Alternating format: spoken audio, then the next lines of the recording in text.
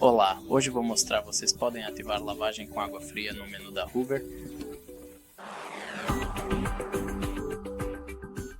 Então, no primeiro passo, selecione o programa que você deseja. Você não pode gerenciar a temperatura no modo Eco, então clique no botão de temperatura do lado esquerdo e defina o traço.